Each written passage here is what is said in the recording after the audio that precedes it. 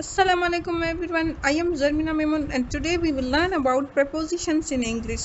So guys, आज हम सीखेंगे कि जो prepositions होते हैं वो क्या होते हैं और prepositions के use कहाँ होते हैं. So guys, आज का सेशन होने वाला है थोड़ा सा ग्रामर पे. So let's get started.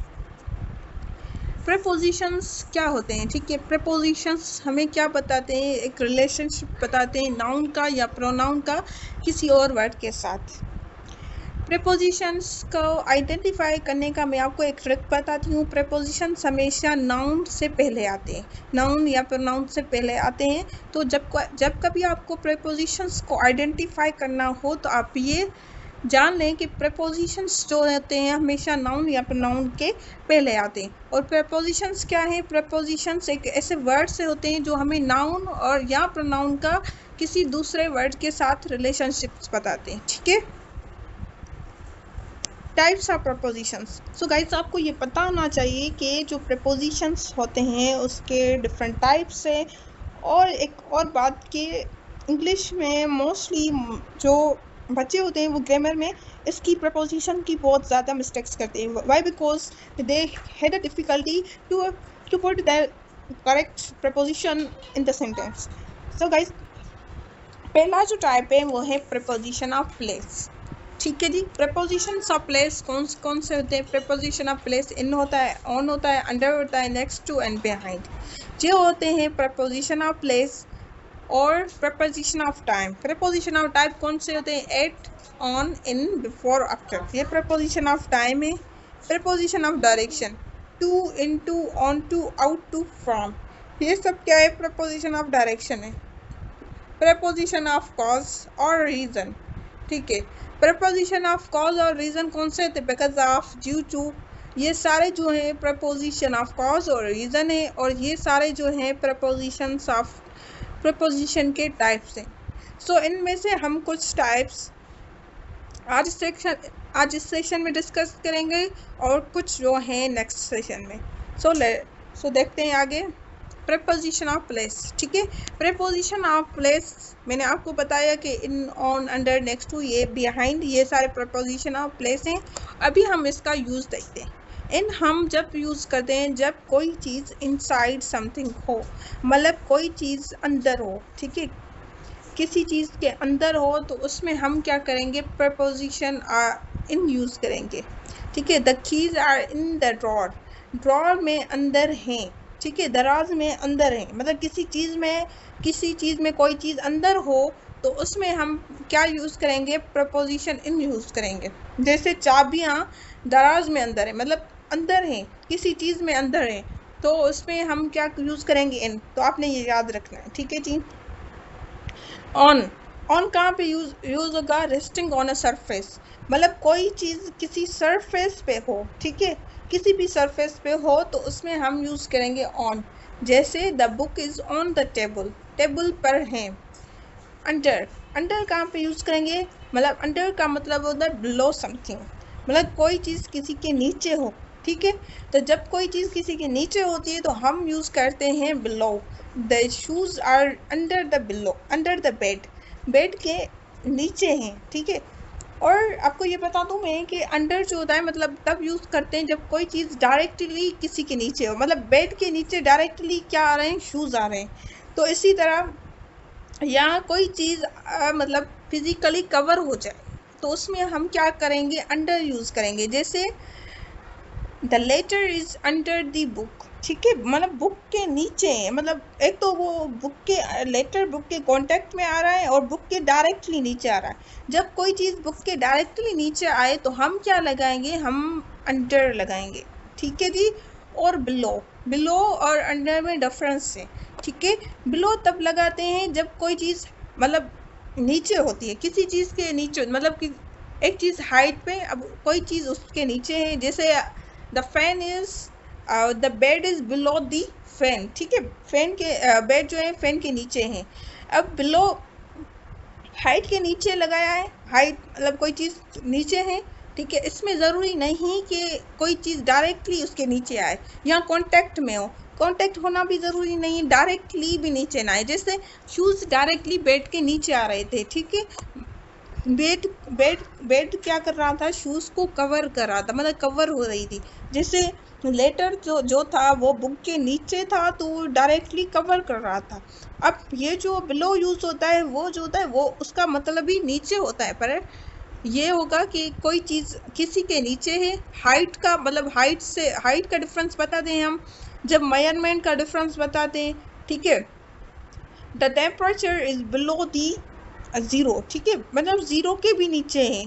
तो इस तरह से टेम्परेचर मेजरमेंट की बात कर रही हैं आप, बिलो लगाएंगी। हाइट का डिफरेंस बता रही हैं तो बिलो लगाएंगी। मतलब अगर हाइट का डिफरेंस बता रही हैं तो आप ये नहीं बताएंगे अब ये डायरेक्टली कोई चीज़ उसके नीचे आ रही है, ठीक है। हाँ नीचे है पर इट डजंट इट मीन कि वो उसको कवर कर रही हो या उसके डायरेक्टली नीचे आए, ठीक है, या कांटेक्ट में हो। कांटेक्ट में भी ना हो, ठीक है, नीचे हो पर कांटेक्ट में ना हो, उसको कवर भी ना करे तो हम बिलो लगाएंगे। पर अंडर तब लगाएंगे जब कोई चीज़ डायरेक्टली उसके नीचे हो, ठीक है। जैसे हम कहेंगे the cat is under the below, under the table, table के नीचे हैं, ठीक है। अब कैट क्या कर रही है, उसको कांटेक्ट में नहीं कर रही पर क्या कर रही है, कैट सीधा अंडर टेबल के नीचे चली गई है तो टेबल कैट को कवर कर रही है और क्या कर रही है, सीधा डायरेक्टली उसके नीचे आ रही है, ठीक है।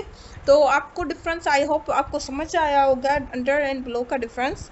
नेक्स्ट टू, ठीक है, नेक्स्ट टू का मतलब होता है मतलब आपके करीब कोई चीज़ हो, ठीक है, नियर समथिंग, किसी के समथिंग किसी चीज़ के करीब हो, बिसाइड हो, तो उसको हम क्या यूज़ करेंगे, नेक्स्ट टू, ठीक है। ही सेट नेक्स्ट टू मी, मतलब वो मेरे साथ ही बैठा था, मतलब नेक्स्ट टू मतलब मेरे करीब ही, मेरे साथ में ही बैठा था, ठीक है। बिहाइंड का मतलब होता है पीछे, at the back of something, ठीक है। The cat is behind the curtain, मतलब कर्टन के पीछे थी। आप जो प्लेस है उसके हम एग्जांपल्स लिख लेते हैं, ठीक है।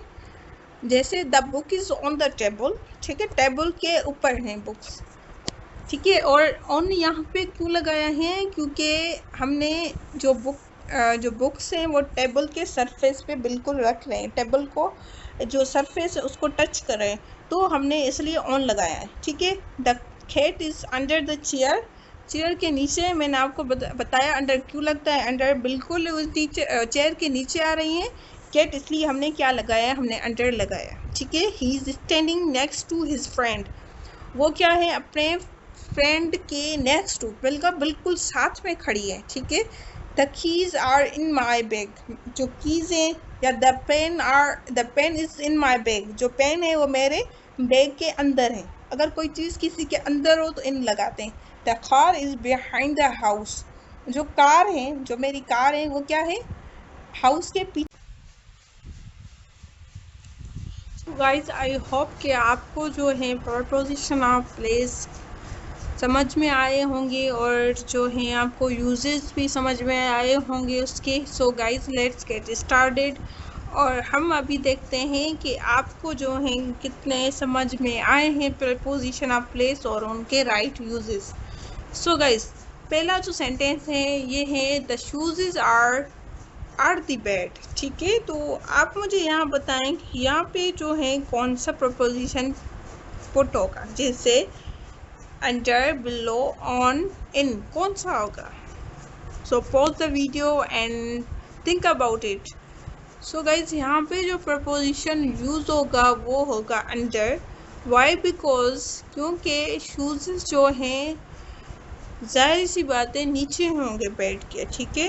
इन नहीं हो सकता, वाई, बिकॉज बेड के अंदर नहीं हो सकते, ठीक है। दूसरा था बिलो, बिलो बिलो इसलिए नहीं था कि अगर कोई शूज़ बेड के नीचे आ रहे हैं इट मीन्स के मतलब इट मीन्स क्या होगा कि बेड उसको कवर कराए, मतलब नीचे है अगर कवर कर रही है चीज़ तो क्या लगता है, अंडर लगता है, ठीक है। एक हो गया। और मैंने आपको दूसरा एग्जांपल दिया था, ऑप्शन दिया था ऑन, वो ऑन नहीं होगा, वाई, बिकॉज सरफेस पे, बेड के सरफेस पे शूज़ नहीं है, ठीक है। तो सो क्या होगा, the shoes are under the bed, ठीक है। द पिक्चर इज हैंगिंग, ठीक है, जो पिक्चर है मतलब लटकी हुई है, लगी हुई है दी वॉल पे, तो इस पे क्या होगा, आपको ऑप्शन से on, in, at, none of this, ठीक है। So guys think about it, कौन सा होगा? The picture is hanging on the wall. Why? Because wall के सरफेस पे हैं, ठीक है, सरफेस पे लगी हुई है, सरफेस को टच कर रही है पिक्चर, तो ऑन लगेगा, ठीक है। एन नहीं लगेगा क्योंकि वॉल के अंदर नहीं है। द स्टूडेंट्स आर सिटिंग, ठीक है, the student are sitting at the classroom, in the classroom, on the classroom, कौन सा होता है? The students are sitting in the classroom. Why? Because क्योंकि क्लासरूम के अंदर बैठे हैं बाहर, ठीक है, बच्चे अंदर हैं। एट द क्लासरूम नहीं होगा क्योंकि एट हम वहाँ पे लगाते हैं जब स्पेसिफिक पॉइंट की बात करते हैं हम, ठीक है, तो एट नहीं होगा, इन होगा क्योंकि अंदर, क्लास के अंदर है।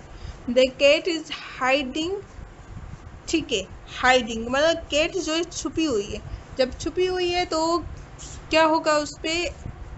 बिहाइंड दी सोफा, सोफे के पीछे छुपी हुई है। My phone is the table, ये तो बिल्कुल आसान है। My phone is on the table, table पर है।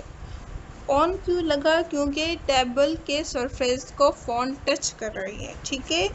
अब दूसरे नहीं हो सकते, जैसे इन हो गया, बिहाइंड हो गया, ठीक है, नेक्स्ट हो गया। वाई? बिकॉज क्योंकि फोन जो है टेबल पर होती है तो ऑन लगता है, ठीक है। She parked her car my house, ठीक है। अब उसने कार को पार्क किया, ठीक है। आपको ऑप्शन से नेक्स्ट टू, ठीक है, बिहाइंड और ऑन, इन, एट, तो आप क्या कर सकते हैं? She parked her car behind my house, ये भी सही है, आपके हाउस के पीछे, या आप ये कि she parked her car next to my house, मेरे जो घर के बिल्कुल सामने पार्क की, ठीक है। There is a clock on the wall, clock हमेशा क्या होता है? ऑन द वॉल होता है, ठीक है, वॉल पर होता है, वॉल के सरफेस को टच कर रहा है, इसलिए हमने ऑन रखा। The keys are my bag, ठीक है, कीज मेरे बैग में है।